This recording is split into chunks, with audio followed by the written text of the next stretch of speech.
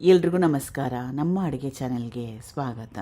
ಇವತ್ತು ಆರೋಗ್ಯಕರವಾಗಿರೋಂಥ ಬೆಳಗ್ಗೆ ತಿಂಡಿ ಅಥವಾ ಇದನ್ನು ಈವ್ನಿಂಗ್ ಸ್ನ್ಯಾಕ್ಸ್ ಥರ ಕೂಡ ಮಾಡ್ಕೊಂಡು ತಿನ್ಬೋದು, ಅಥವಾ ನಿಮ್ಗೆ ಯಾವಾಗ ಇಷ್ಟ ಆವಾಗ ಮಾಡ್ಕೊಂಡು ತಿನ್ನಿ. ಇದು ರಾಗಿ ಹಿಟ್ಟು 1 ಗ್ಲಾಸಷ್ಟು ಅಥವಾ ಸುಮಾರು 1 kg ಅಷ್ಟು.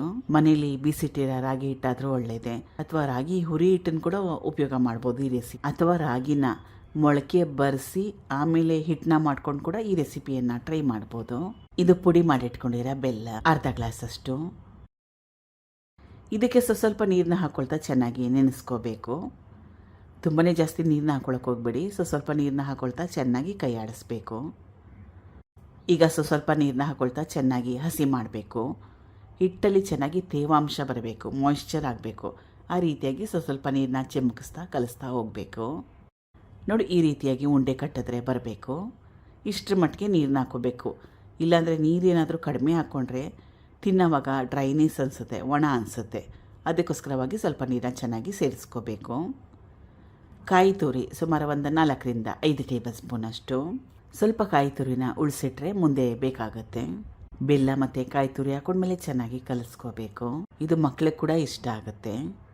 ಇದರಲ್ಲಿ ಮುಖ್ಯವಾಗಿರೋ ಅಂಶ ಏನಂದರೆ ರಾಗಿ ಹಿಟ್ಟು ಒಳಗಡೆ ತೇವಾಂಶ ಚೆನ್ನಾಗಿರಬೇಕು. ಕಲಿಸ್ಕೊಂಡಿದ್ದಾಗಿದೆ. ಇದನ್ನು ಬೇಯಲ್ಲಿ ಬೇಯಿಸ್ಕೋಬೇಕು. ಇಡ್ಲಿ ಸ್ಟ್ಯಾಂಡಲ್ಲಿ ಕೂಡ ಈ ರೆಸಿಪಿನ ಮಾಡ್ಕೋಬೋದು. ನಾನು ಬಟ್ಲಲ್ಲಿ ಮಾಡ್ತಾಯಿದ್ದೀನಿ.